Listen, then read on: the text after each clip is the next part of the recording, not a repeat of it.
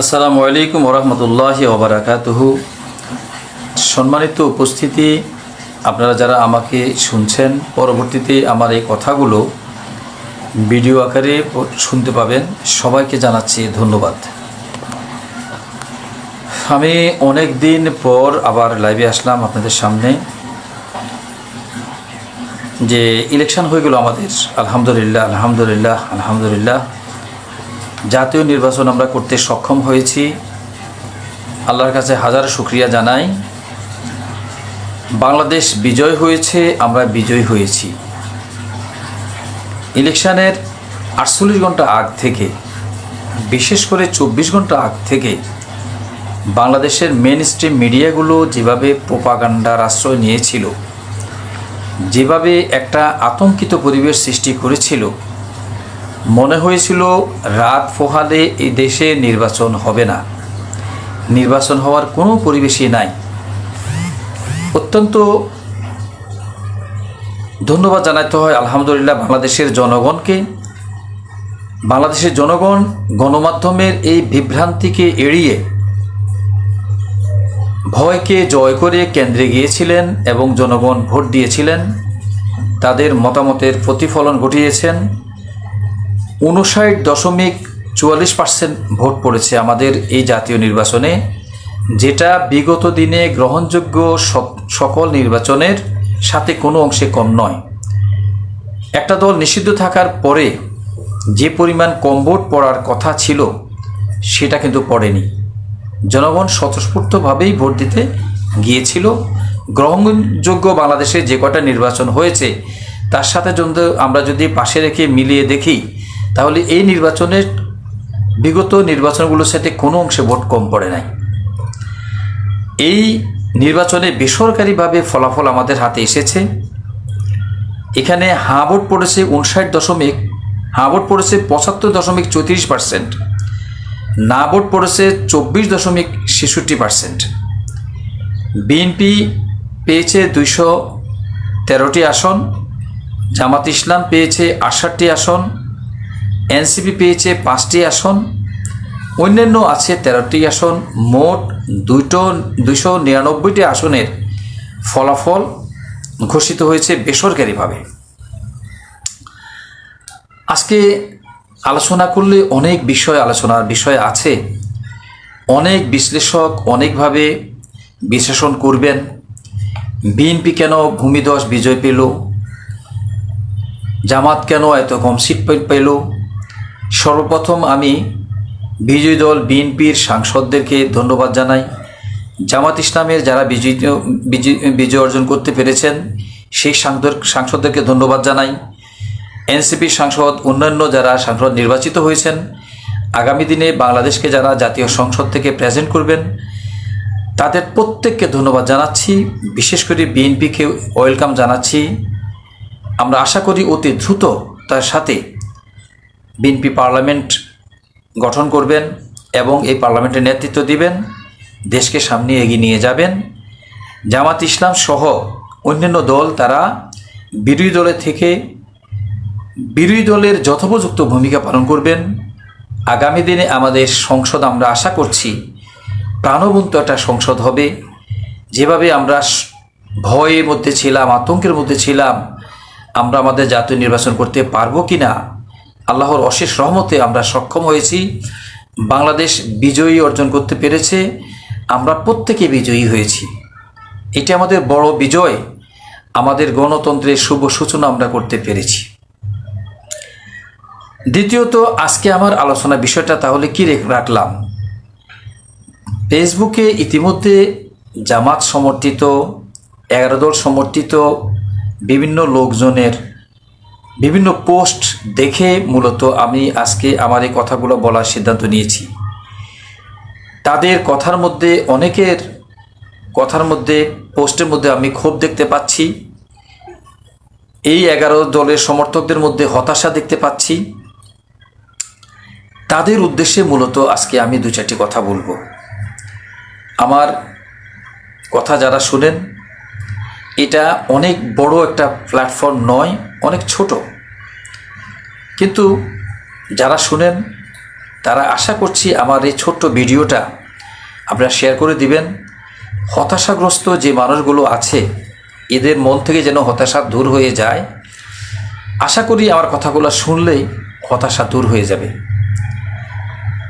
আমি মনে করি 11 দলীয় জোট জামাত ইসলামের নেতৃত্বে যেটা হলো, এই জোটটা মহা বিজয় অর্জন করেছে। অন্যদিকে বিএনপির দায়িত্ব অনেক বেশি বেড়ে গিয়েছে, সেটা অন্য একটা আলোচনার বিষয়। আজকে আলোচনার বিষয় জামাত ইসলাম আসলে কি হেরেছে নাকি জামাত ইসলাম জিতে গিয়েছে। জামাতের যে 11 দলের জোট, এই জোটটা কি আসলে জিতেছে নাকি হেরেছে, এটাই আমরা আলোচনার আজকে বিষয় বস্তু রাখতে চাই। দেখুন, 11 দলীয় জোট বিজয়ী হয়েছে, বিজয় অর্জন করতে পেরেছে, এটা আজকে প্রমাণিত। বাংলাদেশের মানুষ তাদেরকে ভোট দিয়েছে। এক একটাভাবে যদি আপনি বিশ্লেষণ করেন 11 দলীয় জোট কেন বিজয়ী হলো, আমি বললাম কথাটা।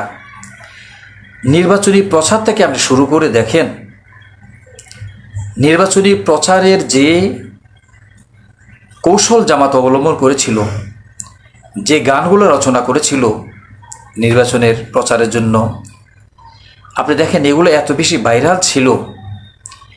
এই প্রচারের ক্ষেত্রে বিএনপি জামাতের কাছেও যেতে পারেনি। প্রচারের যে গানগুলো প্রচার করেছিল, যে ভিডিওগুলো প্রচার করেছিল জামাত ইসলাম এবং 11 দলীয় জোট, প্রচারের দিক থেকে জামাত বিএনপির সাথে অনেক অগ্রসর ছিল। বাংলাদেশের মানুষ জামাত ইসলামের নেতৃত্বে 11 দলকে প্রাণ খুলে ভোট দিয়েছে। এত ভোট জামাত ইসলাম ইতিপূর্বে কখনো পায় নাই। জামাত ইসলাম যদি সঠিক ট্র্যাকে থাকে, আগামী দিনে এর সাথে অনেক অনেক বেশি ভোট পাবে। আপনি শুধু একটু চিন্তা করে দেখুন, জামাত ইসলামে যতগুলো নির্বাচনে অংশগ্রহণ করেছিল এই যাবৎকালে, আমি সেই অংশগ্রহণকৃত ভোটের পার্সেন্টটাকে হিসাব করে দেখেছি। সর্বশেষ যে 2008 সালের নির্বাচনে, গ্রহণযোগ্য নির্বাচনে জামাতের ভোট ছিল মাত্র 4.7% ভোট। চিন্তা করেন, সর্বশেষ গ্রহণযোগ্য নির্বাচনে। আর বিগত দিনে যৌথভাবে ইলেকশন করেছে, এককভাবে ইলেকশন করেছে, সেগুলোকে যদি আপনি বিবেচনায় নেন, জামাতের ভোট কখনো 9 থেকে 10%-এর বেশি ছিল না। আর এই বছর আপনি দেখেন 2026 সালের নির্বাচনে জামাত ইসলাম 68টা ভোটে নির্বাচিত হয়েছে, 68টা আসনে নির্বাচিত হয়েছে, এবং বাকি যে আসনগুলোতে বিএনপি নির্বাচিত হয়েছে, সেই নির্বাচিত আসনগুলোতে জামাত হেরেছে 70 ভোটও সর্বনিম্ন হেরেছে। 70 ভোট থেকে শুরু করে আপনি দেখবেন পূর্ণাঙ্গ রেজাল্ট যদি প্রকাশ হয়, 10,000 ভোট 15,000 ভোটের মধ্যে অধিকাংশ সিট জামাত হেরেছে। তার মানে বিএনপি 213 আসন নিয়ে বিজয়ী হলেও বিএনপির ঘাড়ে নিঃশ্বাস ফেলতেছে জামাত ইসলাম। জামাত ইসলাম আর সেই জামাত ইসলাম নাই। যে জামাত ইসলাম আপনার এলাকাতে কয়টা লোক জামাত ইসলাম করে আপনি হাতে গুনতে পারতেন। কয়টা কর্মী, কয়টা রোকন, কয়টা সমর্থক জামাতের আছে, এলাকায় গলিতে গলিতে হাঁটলে মানুষ বুঝতে পারত। জামাতের মহিলা শাখার কয়জন বোরকা গায়ে দিয়ে গেলে বুঝতে পারত কয়জন মহিলা জামাতের কর্মী আছে। সেই জামাত ইসলাম এবারে নির্বাচনে সাধারণ মহিলাদের মধ্যে যে আবেদন সৃষ্টি করতে পেরেছিল, যে গ্রহণযোগ্যতা সৃষ্টি করতে পেরেছিল, মহিলাদেরকে যে স্বপ্ন দেখাতে সক্ষম হয়েছিল জামাত, এটা ছিল রীতিমতো অবিশ্বাস্য। আপনি নিম্ন কক্ষে যদি পিআর পদ্ধতির জন্য জামাত সহ 11 দল বহুত চেষ্টা করেছিল, পারে নাই। আপনি যদি নিম্নকক্ষে যদি পিআর চালু হতে থাকতো, আপনি পূর্ণাঙ্গ ভোটের রেজাল্ট যখন আপনি হাতে পাবেন, মোট ভোট বিএনপি কতটা পেয়েছে, মোট ভোট জামাত ইসলাম পেয়েছে, তখন আপনি দেখতে পাবেন বাংলাদেশ জামাত ইসলামী অনেক অনেক বেশি আসন পেত। ভোটের পার্সেন্টে যদিও এখন আমাদের হাতে পূর্ণাঙ্গ রেজাল্ট আসে নাই, আমরা এটা ধারণা করে বলতেই পারি বিএনপির ঘাড়ে নিঃশ্বাস ফেলছে জামাত ইসলাম। জামাত ইসলাম হবে শক্তিশালী একটা বিরোধী দল। বিএনপি সরকার গঠন করলেও বিএনপি থাকবে তটস্থ। তার কয়েকটা কারণ আছে, সেই কারণগুলো অন্যদিন আলোচনা করব। জামাত ইসলাম বিজয় অর্জন করেছে, 11 দল বিজয় অর্জন করছে, আমরা আজকে এই আলোচনার মধ্যে সীমিত থাকব। আপনি দেখতে পাবেন বিএনপি সরকার গঠন করবে, দেশ চালাবে, জামাত ইসলাম বিরোধী দলের চাই শক্ত ভূমিকা পালন করবে, বিএনপির ভুলগুলো ধরে দিবে। যদি এখানে জামাত ইসলাম বিএনপিকে সংসদে গিয়ে গঠনমূলক ভূমিকা পালন করে, তৃতীয় শক্তি এখানে ঢুকতে পারবে না। বিএনপির সংসদ চালাবে, জামাত সহ 11 দল যদি বয়কটের রাজনীতি চলে যায়, অবশ্যই এখানে তৃতীয় শক্তি উৎসাহিত হবে, এটা নিশ্চিত। ব্যাপকভাবে জামাতকে মানুষ ভোট দিয়েছে। আপনার যদি 1,50,000 ভোটে যদি বিএনপি নির্বাচিত হয়, আপনি দেখবেন 1,46,000 ভোটে জামাত ইসলাম সেখানে পরাজিত হয়েছে পাইয়া। তার মানে অল্প ভোটের ব্যবধানে ব্যাপকভাবে মানুষ জামাতকে ভোট দিয়েছে। জামাত নেতৃবৃন্দর, জামাতের কর্মীদের হতাশ হওয়ার কোনো কারণ নেই। জামাত ইসলামকে এখন মানুষ বাংলাদেশের একটা পক্ষ মনে করে। এতদিন মনে করতো জামাত ইসলাম আল্লাহর কথা বলে, কখন জানি তারা এই দেশে আসবে। মানুষের মনে জামাত ইতিপূর্বে স্বপ্ন জাগাতে পারে নাই, কিন্তু এইবার 2026 সালের নির্বাচনে বাংলাদেশ জামাত ইসলামীর প্রথম বিজয় হলো জামাত ইসলামী গণমানুষের দলে পরিণত হয়েছে। ইতিপূর্বে জামাত ইসলামকে বিভিন্নভাবে ট্যাগিং করে গত 54 বছরে জামাত ইসলামকে দমিয়ে রাখা হয়েছিল। আপনাদের হতাশ হওয়ার কোনো কারণ নেই। সেই ট্যাগিংয়ের রাজনীতি এখন আর খাচ্ছে না মানুষ।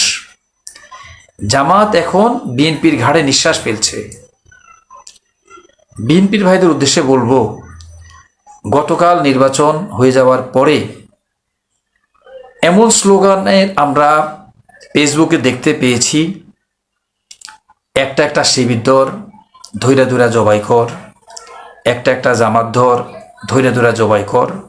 এমন স্লোগানগুলা কিছু কিছু, সব না, কিছু কিছু এলাকাতে কিছু কিছু মানুষ দিয়েছে। কেন্দ্রীয়ভাবে অত্যন্ত বুদ্ধিমত্তার পরিচয় দিয়েছে বিএনপি। তারা বলছে আমরা বিজয় মিছিল করব না, আজকে আমরা শুকরানা মোনাজাত করব, দোয়া করব, আমাদের এলাকার মসজিদেও দোয়ার আয়োজন করেছি। এটা অত্যন্ত প্রজ্ঞাসুলভ সিদ্ধান্ত নিয়েছে বিএনপি। তেমনিভাবে যারা উগ্রতার আশ্রয় নিচ্ছেন তাদের উদ্দেশ্যে বলতে চাই, বাংলাদেশ আওয়ামী লীগের পরে বিরোধী দলের রাজনীতির জন্য এই দেশে পারফেক্ট একটা দল হলো জামাত ইসলামী। আপনাকে মনে রাখতে হবে, বিগত দিনে সরকার পতনের যত আন্দোলন ছিল, সেই আন্দোলনগুলোতে জামাত ইসলামের ভূমিকা ছিল টনিকের মতো, নিয়ামক শক্তির মতো।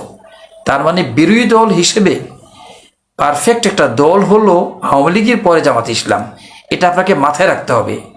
সেখানে 26 সালের নির্বাচনের যে রেজাল্ট, প্রতিটা আসনে বিএনপির ঘাড়ে নিঃশ্বাস ফেলছে জামাত ইসলাম। সুতরাং এমন উত্তেজনাকর পরিস্থিতি সৃষ্টি করা যাবে না। কারণ বিএনপি যদি জামাত ইসলামকে, আপনাদের কিছু ভ্রান্ত মানুষের কারণে যদি জামাতকে আন্দোলনের মাঠে ঠেলে দেওয়া হয়, সেটা কতটুকু মোকাবেলা করতে সক্ষম হবে বিএনপি, সেটা বিএনপির কেন্দ্রীয় নেতৃত্ব অবশ্যই এটা বোঝে। কারণ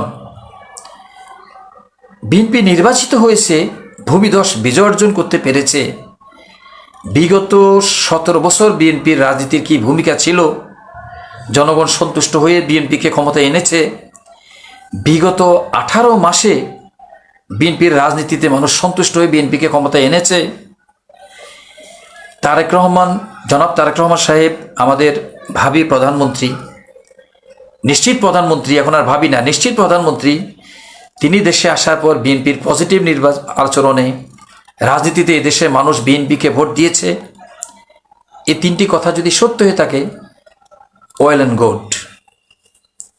বিএনপির অনেক দায়িত্ব এখন সামনে, অনেক দায় দেনা আছে রাজনীতিতে। জামাত ইসলাম যদি বিএনপির আসনে থাকতো, সে দায় দেনার পরিমাণ বিএনপির সাথে জামাত ইসলামের বেশি থাকতো, কারণ সে রাজনৈতিক দায় দেনাটা জামাতের বেশি এই কারণে থাকতো, জামাত একটা ইসলামপন্থী দল। বিএনপি ইসলামপন্থী দল না হলেও ডানপন্থী দল। এখানে প্রতিবেশী রাষ্ট্র আছে, আন্তর্জাতিক পলিসি মেনটেন আছে। বিগত ইউনূস সরকারের রেখে যাওয়া কার্যক্রমগুলো অব্যাহত থাকবে কি থাকবে না, এই প্রশ্নগুলো আছে। ভারতকে কীভাবে ডিল করবে, এই বিষয়গুলো আছে। বাংলাদেশের পররাষ্ট্রনীতি কেমন আছে চলবে, প্রতিরক্ষা নীতি কেমন ব্যালেন্স করবে, অনেক হিসাব নিকাশ বিএনপির সামনে আছে। রাস্তা খুব সহজ নয়, অত্যন্ত ভন্দুর এবং কঠিন। সুতরাং আগামী দিনের রাজনীতিতে জামাত ইসলাম কয়টা সিট পেয়েছে এটা মাথার থেকে বাদ দেওয়া উচিত।